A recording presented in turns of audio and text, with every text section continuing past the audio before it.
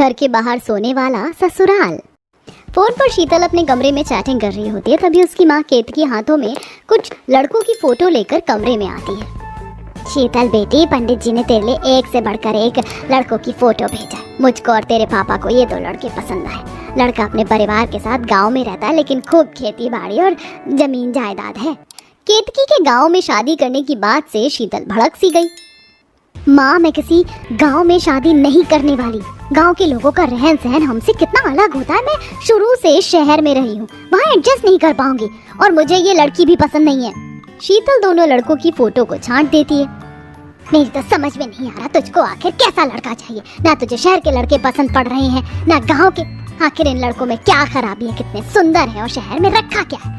लड़के दिखने में अच्छे मिलते हैं तो उनका शहर में अपना मकान नहीं है। गांव में क्या कुछ नहीं है, ताजी शुद्ध हवा, खुला वातावरण और शांति सुकून भी। मम्मी, आप चाहे जो मर्जी कह लो, मैं गांव में शादी करने के लिए रेडी नहीं होने वाली। इतना कहकर शीतल अपना फोन उठाकर सीधा छत पर आ जाती है, जहाँ हल्की हल्की बारिश हो रही होती है। तभी वो पवन को कॉल मिलाती है। हेलो शीतल, क्या बात है, इस टाइम को फोन किया? पवन, तुम मेरे मम्मी पापा से मेरा रिश्ता मांगने कब आ रहे हो? मम्मी अब मेरी शादी करवाने के लिए नहा धोकर पीछे पड़ गई हैं। मैं उन्हें और नहीं रोक सकती, तो प्लीज अपनी फैमिली से बात कर लो, वरना लास्ट में अफसोस करते रह जाना। शीतल, तुम नाराज मत हो, मैं आज ही मेरे परिवार से बात करता हूँ। फाइन। इतना कहकर शीतल ने कॉल कट कर दिया। जहाँ छत पर बारिश के चलते मच्छर लग रहे थे, तभी एक मोटा मच्छर उसको काट कर उड़ जाता है। आउच, इस मच्छर ने कितना तेज का काट दिया। बरसात का मौसम, लगता नहीं कि मच्छर गदर मचाने लगते हैं। पता नहीं गाँव के लोग कैसे रहते हैं। छत पर मच्छर भरे होने के चलते शीतल सीढ़ियों से नीचे उतर कर आ जाती है। वहीं दूसरी तरफ पवन गांव में फोन लगाता था, जहां सभी घर के बाहर चटाई बिछाकर खा रहे थे। वहीं घर से थोड़ी दूर पर खेत भी थे। हेलो, प्रणाम माँ। खुश रह बेटा, बड़े दिनों बाद फोन करा। शहर जाकर तो तू भूल ही गया। समाचार में देखा था कि शहर में बड़ी गर्मी पड़ रही है। खाना पीना समय से तो खा रहा है? जी माँ। हाँ, मगर जो स्वाद गांव के खान पान में है, वो शहर के खाने में कहाँ से मिलेगा? और माँ, खाना पीना हो गया? नहीं बेटा, बस खाना पीना चल ही रहा। सब लोग बाहर चटाई बिछाकर बैठे। बाहर थोड़ी ठंडी ठंडी हवा लगती तो यहीं खा लेते। तू भी जल्दी से गांव आ जा, ताकि तेरी शादी करवा दे। फिर बहू को तेरे साथ शहर भेज देंगे, तो पका पकाया खाना पीना तो बनाकर खिलाएगी तुझे। तू हाँ कहे तो लड़की देखो। वो माँ, मुझे आपसे शादी के विषय में बात करनी थी। दरअसल मुझे यहाँ शहर में एक लड़की पसंद आ गई है, काफ़ी अच्छी है। आप बाबूजी से बात कर लो।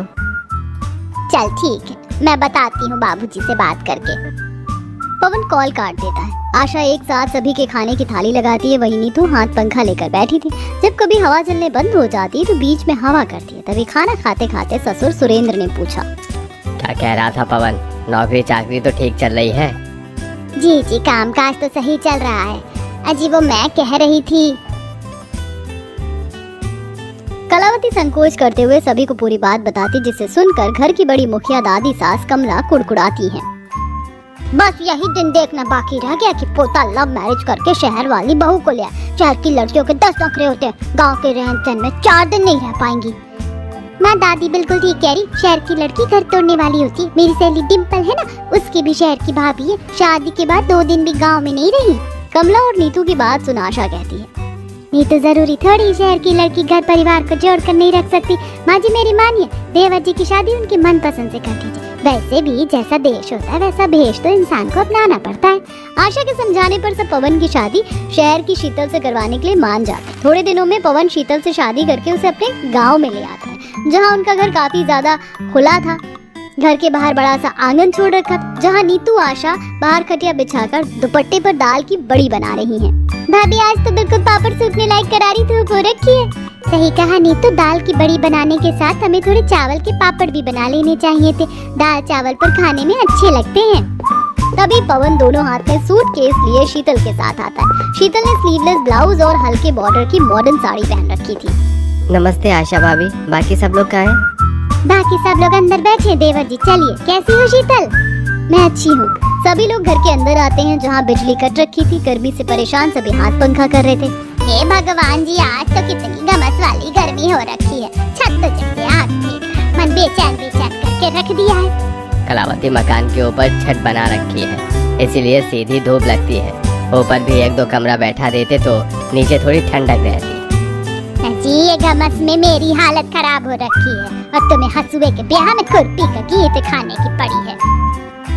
माँ भाभी भैया आ गए हैं, तुम दोनों ऐसे टाइम पर आए हो।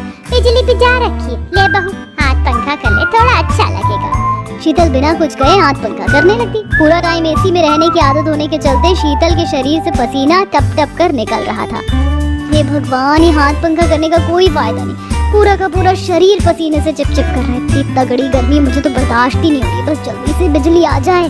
तभी काफी देर हो गई। बिजली आ जाती है और पंखे की हवा से शीतल को राहत आती है। जेठानी जी, मुझे मेरा कमरा दिखा दीजिए, मुझे थोड़ी देर आराम करने का मन है। अच्छा ठीक है देवरानी जी, चलो मैं तुम्हें तुम्हारा कमरा दिखा देती हूँ। आशा शीतल को कमरे में लेकर आती है, जो कि गर्मी से भट्टी जितना तप रहा था। जेठानी जी, ये कमरा तो बिल्कुल ज्वालामुखी जितना खोल रहा है, आप लोग कैसे सोते इतनी गर्मी में? देवरानी जी, हम में से कोई भी कमरे के अंदर नहीं सोता, बल्कि हम सब तो घर के बाहर सोते हैं। घर से बाहर सोने की बात सुनकर शीतल की आंखें फटी की फटी रह जाती हैं। मगर आप सब लोग घर खाली छोड़कर बाहर क्यों सोते? बाहर तो और भी ज्यादा गर्मी लगती होगी। बिल्कुल नहीं देवरानी जी, खुले में सोने का अपना ही मजा है। रात में तो बाहर खूब ठंडी ठंडी हवा चलती, नींद भी अच्छी आती है। आज तुम जब हमारे साथ बाहर सोओगी तो देख लेना, इतनी बढ़िया नींद आएगी और सुबह तुम्हें फ्रेश फील होगा। मैं तो नहीं सोने वाली घर से बाहर, मैं तो कमरे में ही सोऊंगी। देखते देखते कुछ देर में रात हो जाती। आशा सबके लिए खाना बनाती। खाने की खुशबू कमरे में बैठी शीतल की नाक तक पहुंचती है। हाँ, इतनी अच्छी खाने की खुशबू कहाँ से आ रही है? लगता है डिनर बन गया है, भूख लगी है, खाना खा लेती हूँ। शीतल जैसे ही डिनर करने के लिए कमरे से बाहर आती है तो देखती है कि नीतू ने हाथों में बड़ी सी चटाई ले रखी और आशा रोटी सब्जी का बर्तन और प्लेट बाहर रखने जा रही थी। अच्छा हो छोटी भाभी, जो आप खाने के लिए खुद ही बाहर आ गई। मैं आपको डिनर के लिए बुलाने वाली थी। वो तो ठीक है, लेकिन ये सारा खाना चटाई लेकर बाहर कहाँ जा रही हो? कम से कम डिनर तो अंदर बैठकर किया जा सकता है। भाभी, अंदर तो काफी घुटन सी हो रही है और बिजली भी चली जाती है, इसलिए हम सब बाहर चटाई बिछाकर ठंडी ठंडी हवा में रोटी खाते हैं। देवरानी जी, तुम जग में पानी भर कर ले आओ, मैं खाना परोस दूंगी, तुम पानी दे देना। जी अच्छा। शीतल अंदर ही अंदर खुंदक खाते हुए जग में पानी लेकर बाहर आती है, जहाँ चौखट के ऊपर टान में लालटेन जल रहा था। आसमान में तारे चमक रहे थे, ठंडी ठंडी हवा चल रही थी, जिससे शीतल का गुस्सा उड़न छू हो जाता है। अरे वाह, घर के बाहर तो सचमुच में बर्फ के जितनी चिल्ड हवा चल रही है। ऐसी हवा के आगे तो एसी भी फेल है।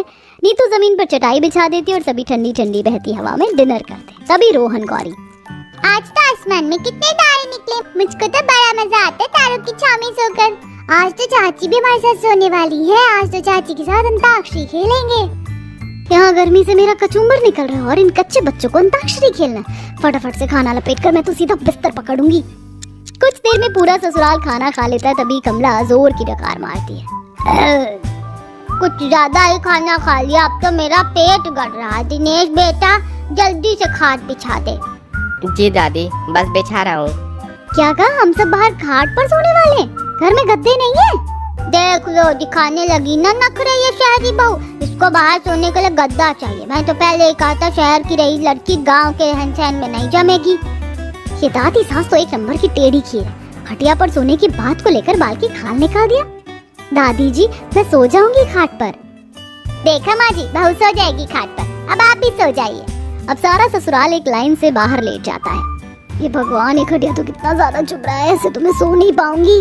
भाभी क्या हुआ आपको? खटिया पर दिक्कत हो रही है तो खाट बदल लीजिए। नहीं, मैं ठीक हूँ, तुम सो जाओ।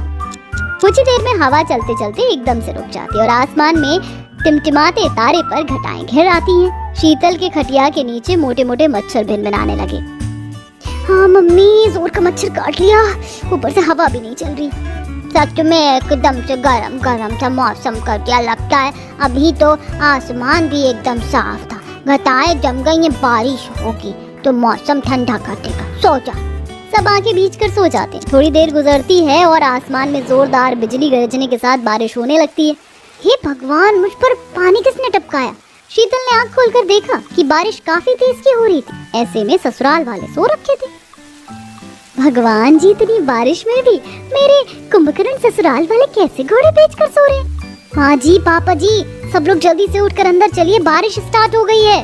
अरे बहू, बारिश पर ध्यान मत दे, 2-4 बूंद बरस कर छूट जाएगी। देख कितनी बढ़िया एसी फेल करने वाली हवा चल रही है, सो जा। इतना कहकर कलावती सो जाती है। पूरा का पूरा ससुराल, जहाँ बारिश में भी बाहर बड़ी आराम से सो रहा था, शीतल के खटिया के चारों तरफ जैसे मोटे मोटे मच्छर बिनर बिनर करते हुए कभी उसके मुंह पर काटते हैं तो कभी हाथ पैर पर। जाओ भागो यहाँ से, नहीं तो मसल कर रख दूंगी। इन मच्छरों ने तो मेरा खून पी लिया, मुझे नहीं सोना बाहर। गुस्से में तिल मिलाकर शीतल तकिया लेकर घर के अंदर कमरे में आकर बेड पर लेट जाती है। शुक्र है उस खटिया से बाहर बारिश में सोने से अच्छा ये बेड नरम है, यहीं सो जाती हूँ। क्या बात है, अभी तो पंखा भी फर्राटेदार चल रहा है। शीतल कंफर्टेबल होकर कमरे में सो जाती, तभी वोल्टेज कम होने के चलते पंखा कभी तेज चलता तो कभी धीमे हो जाता। हे भगवान, ये पंखा भी कितना मरा मरा चल रहा है। गांव की बिजली का यही हाल है, कभी वोल्टेज भाग जाता है तो कभी सिग्नल भाग जाता है। बड़बड़ाते हुए शीतल किसी तरह नींद से भरे होने के चलते सो जाती। आधा घंटा ही गुजरा था कि बिजली चली जाती, जिससे बिस्तर पसीने से तर हो जाता और वो जग जाती है। भैंस की आंख, बिजली को भी अभी भागना था। यहाँ कमरे में तो बिना बिजली के गर्मी में उबलने से अच्छा बाहर बारिश में ही सो जाती हूँ। बेचारी बहू तकिया लेकर दोबारा बाहर आकर अपनी जगह पर आती है और बगल में सो रहे पवन का चादर खींचकर मुंह तक ओढ़ लेती है। अब चाहे बारिश हो या मच्छर, सो जाती है। 2-3 घंटे में ही सुबह हो जाती। सुबह के 5 बजते जैसे सूरज की किरण फूटती है, कमला सबको उठाने लगती है। हे भगवान, सूरज देवता निकल गए और तुम सब अभी तक पूरब की तरफ पैर किए सो रहे हो, चलो उठो। कमला की कड़क डांट सुनकर सभी उठकर अपनी अपनी खाट उठा लेते, लेकिन सुबह का वातावरण ठंडा